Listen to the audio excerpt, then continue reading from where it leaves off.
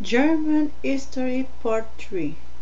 It's also, you know that Germany is very near France, and it's very near of other countries as well. So don't be surprised to see German history, even though the last Merovingian king was a king of the Franks. Alright? I will put the link in the video description.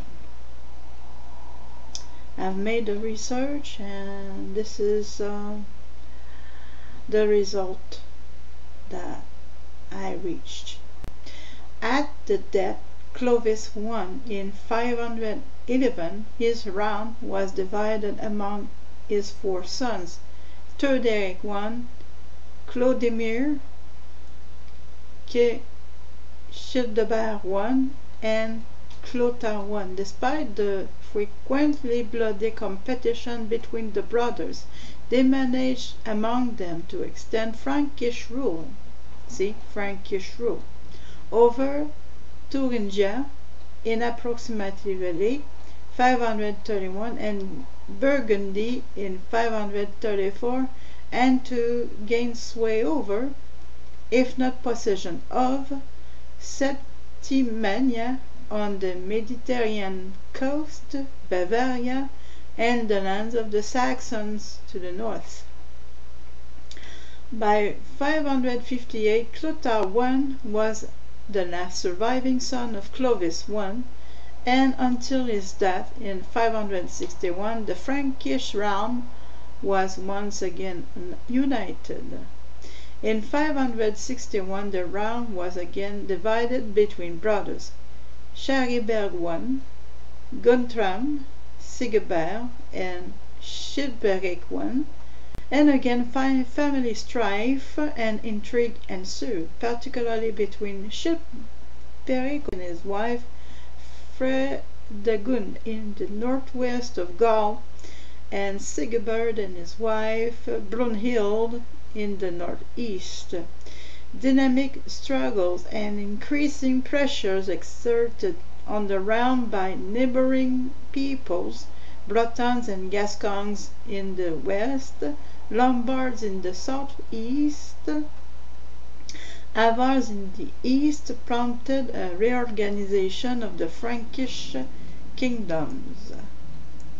Several eastern regions. Just a quick comment. When I mentioned that the last king of the Merovingian was Frank, we also need to understand that France did not exist at that time, so I would say that Germany was not existing at this time either, but we understand, geographically speaking, France and Germany is very near, so I understand why this person proclaimed German History Part 3, because, you know, we don't have to split the hair in 4.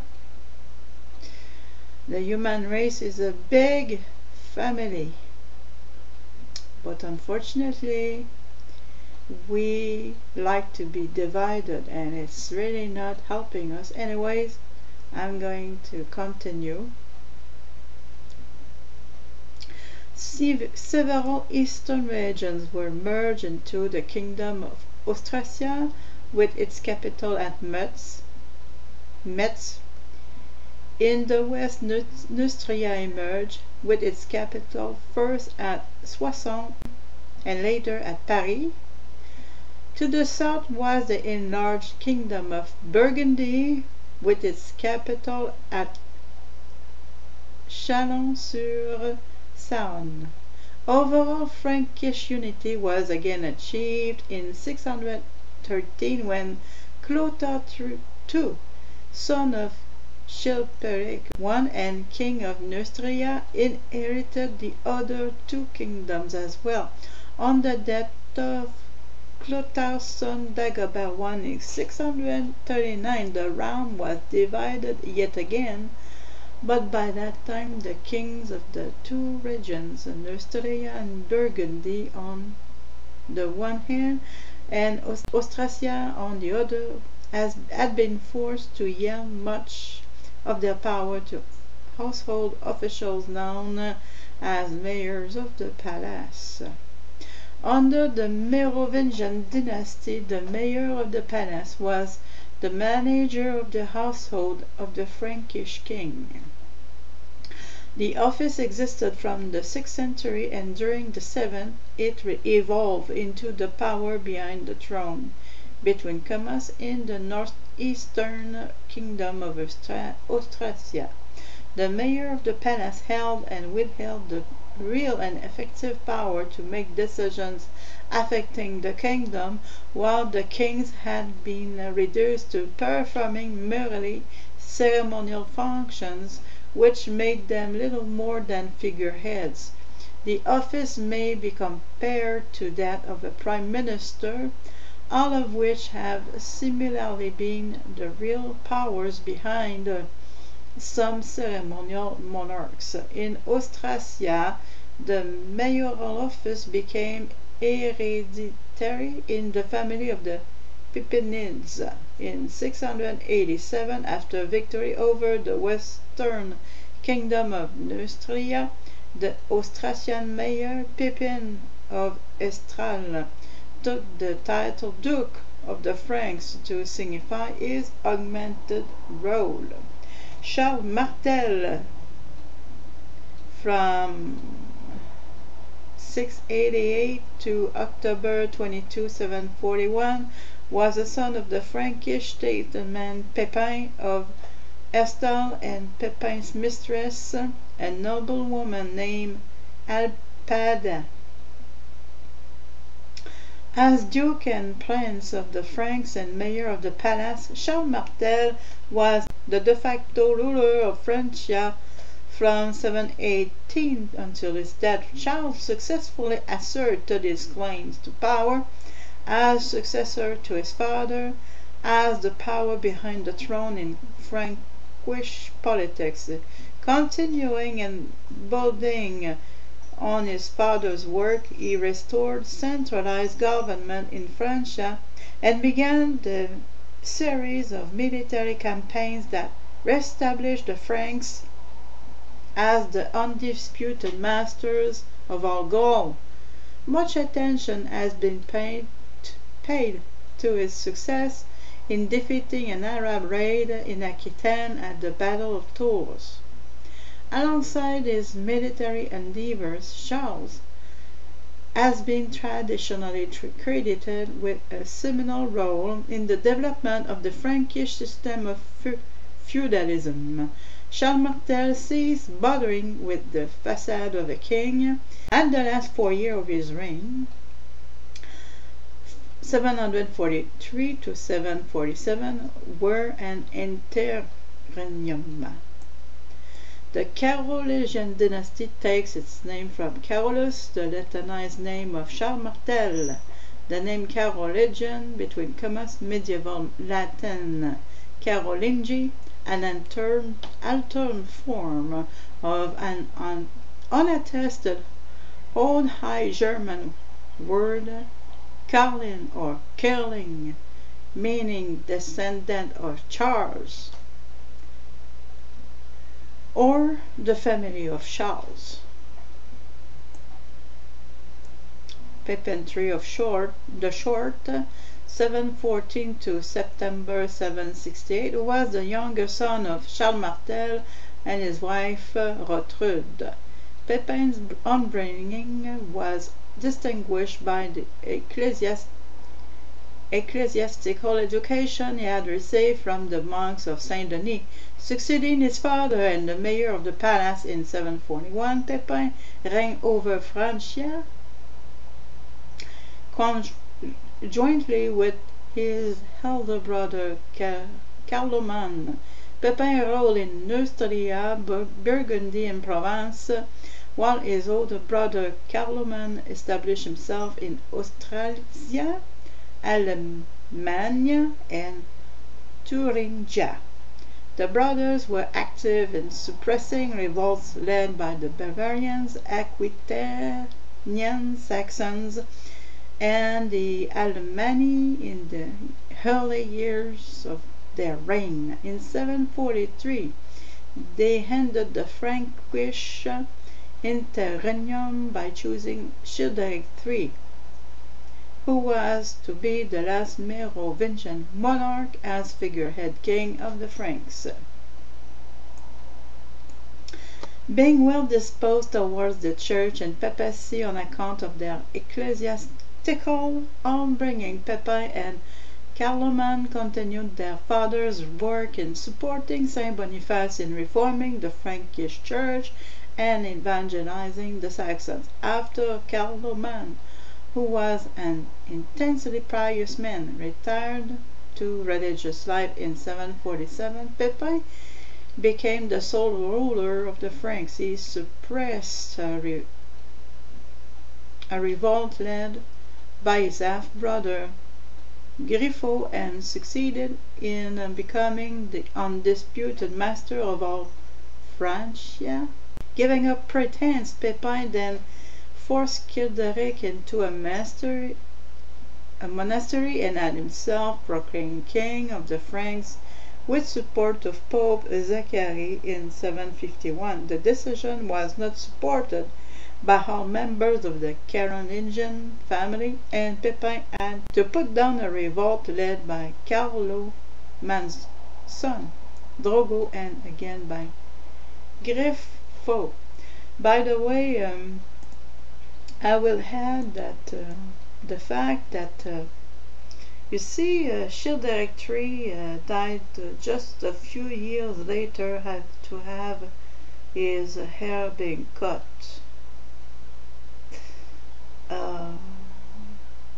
You know the story of the Merovingian kings. They were letting their hair and beard grow because they thought they had power, just like if you think of Samson, you know, they thought that letting grow their hair and their beard, it was giving them power. So I'm not saying, as a matter of fact, that this is what happened to Hildéric III, but what I will say for sure is emotionally, I believe Hildéric III was being crushed by having his hair being cut, because he died a few years later and he was a very young adult.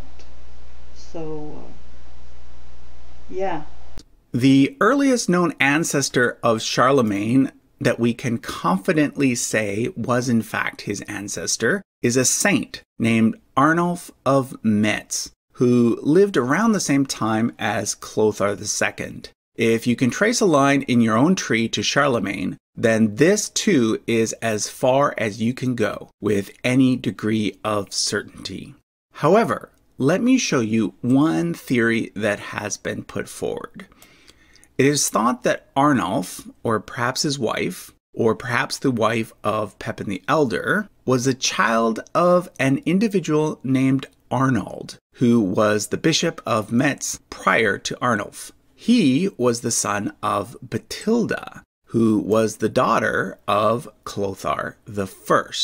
If this is true, this would provide a link between the Carolingians and the Merovingians. But again, let me emphasize, this is all just speculation.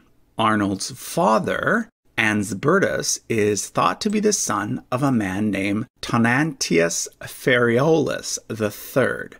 Again, this is very uncertain. But if true, this would make him a descendant of Tonantius Feriolus I, who was the prefect of Gaul at the time when the Western Roman Empire fell. So this is thought to be the most likely way that we might be able to trace Charlemagne back to antiquity. From here, we can try to go even further, but it gets really, really murky and speculative. And speaking of speculative, the other thing I wanted to mention is the theory first put forward in the book Holy Blood, Holy Grail, and then made popular again by the Dan Brown book, The Da Vinci Code.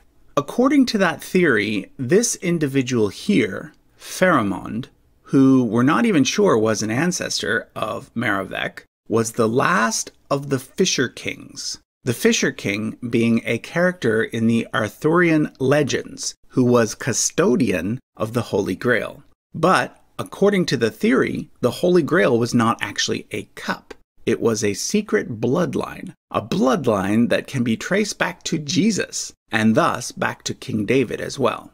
The story goes like this. Jesus, who traditionally is thought to have been celibate, was actually married to the New Testament character known as Mary Magdalene. In one version, Jesus fakes his death, and then they sneak off to southern France and have a son named Joseph, whose line can then be traced to Pharamond. In another version, after the crucifixion, the biblical character Joseph of Arimathea smuggles the child and/or the Holy Grail to England, and a descendant of Joseph of Arimathea becomes King Arthur. That Sigisbert did survive his father's murder, did adopt the family name of Plantard and, as Count of Razès, did perpetuate his father's lineage. Prince Ursus. By 886, of course, the flowering shoot of the Merovingian vine had blossomed into a large and complicated family tree. Bernard Plantavello and the Dukes of Aquitaine constitute one branch. There were other branches as well. Thus the prior documents declare that Sigisbert IV's grandson, Sigisbert VI, was known by the name of Prince Ursus. Between 877 and 879 Prince Ursus is said to have been officially proclaimed King Ursus. Aided by two nobles Bernard d'Auvergne and the Marquis of Gothy, he is said to have undertaken an insurrection against Louis II of France in an attempt to regain his rightful heritage. Independent historians confirm that such an insurrection did indeed occur between 877 and 879. These same historians refer to Bernard d'Auvergne and the Marquis of Gothy. The leader, or instigator, of the insurrection is not specifically named as Sigisbert VI. But there are references to an individual known as Prince Ursus. Moreover, Prince Ursus is known to have been involved in a curious and elaborate ceremony in Nîmes, at which 500 assembled ecclesiastics chanted the Te Deum. From all accounts of it, this ceremony would seem to have been a coronation. It may well have been the coronation to which the prior documents alluded the proclamation of Prince Ursus as king. Once again, the prior documents received independent support. Once again, they seemed to draw on information unobtainable elsewhere, information which supplemented and sometimes even helped explain caesuras in accepted history. In this case, they had apparently told us who the elusive Prince Ursus actually was, the lineal descendant, through Sigisbert IV, of the murdered Dagobert II. And the insurrection, of which historians had hitherto made no sense, could now be seen as a perfectly comprehensible attempt by the deposed Merovingian dynasty to regain its heritage, the heritage conferred upon it by Rome through the pact with Clovis, and then subsequently betrayed. According to both the prior documents and independent sources, the insurrection failed, Prince Ursus and his supporters being defeated at a battle near Poitiers in 881. With this setback, the Plantard family is said to have lost its possessions in the south of France, although it still clung to the now purely titular status of Duke of Rhédi and Count of Razès. Prince Ursus is said to have died in Brittany, while his line became allied by marriage with the Breton ducal house. By the late 9th century, then, the Merovingian blood had flowed into the duchies of both Brittany and Aquitaine. In the years that followed, the family, including Alain, later Duke of Brittany, is said to have sought refuge in England, establishing an English branch called Planta. Independent authorities again confirm that Alain, his family and entourage, fled from the Vikings to England. According to the prior documents, one of the English branch of the family, listed as Vere VI, was nicknamed the Architect.